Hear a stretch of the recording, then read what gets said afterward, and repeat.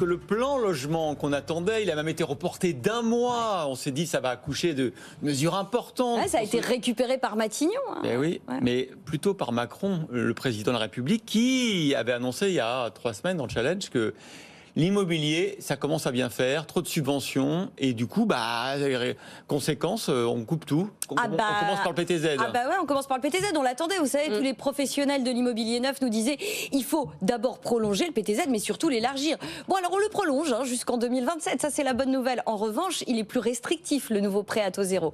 Alors, faut savoir, vous aurez toujours le droit à un prêt à taux zéro si vous achetez dans le neuf, dans les zones tendues, mais que si c'est un appartement dans le collectif. Pas de maison individuelle. Exit les constructeurs de maisons. Et puis, ça sera toujours possible dans les zones détendues, dans l'ancien, mais très rénové. Alors, évidemment, les constructeurs de maisons sont évidemment vent debout. J'en ai eu plusieurs au téléphone, notamment le patron du pôle habitat de la Fédé du bâtiment, qui me disait, je crois qu'on n'a pas la mesure de la moitié des mises en vente de logements neufs chaque année. Ce sont des maisons, ce ne sont pas des appartements dans le collectif.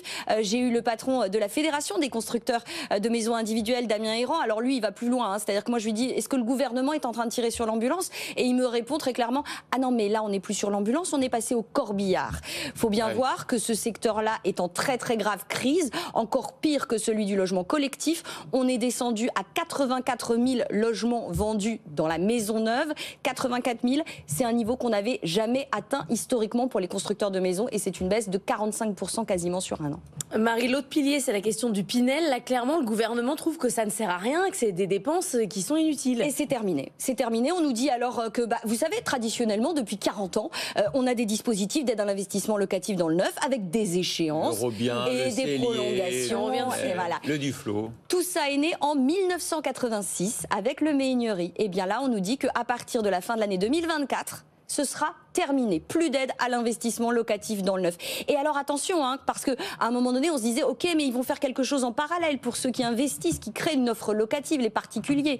On avait parlé, et c'était l'une des propositions du CNR Logement, de créer un statut du bailleur privé.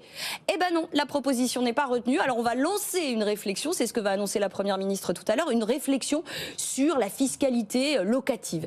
Mais il n'y aura pas de statut du bailleur privé, donc c'est terminer les perfusions aussi du côté des investisseurs particuliers. Ouais. Ah ouais, je vais me faire l'avocat du diable parce que le président de la République dit il faut être libéral, il faut arrêter les transfusions au secteur immobilier, ok, mais d'un autre côté, dans ce cas-là, il faut libéraliser l'offre parce que sinon, les prix baisseront jamais. Et c'était tout le sujet du CNR Logement. Rien sur le foncier. Réussir, à avoir des mesures structurelles et notamment sur le foncier. Il y avait 2 propositions du CNR Logement, c'est des serpents de mer. Inverser la fiscalité sur les plus-values lorsque vous revendez. Aujourd'hui, un propriétaire privé d'un terrain a plus intérêt à conserver son terrain plutôt qu'à le céder. On parlait donc d'inverser cette fiscalité. On parlait même, dans le cadre du CNR Logement, d'encadrer les prix de sortie du foncier.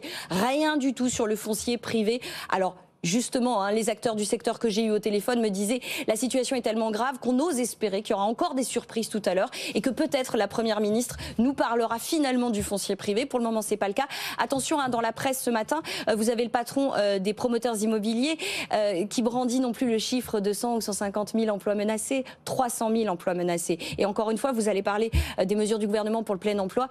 Je crois qu'il va falloir se poser la question du logement dans ce cadre-là.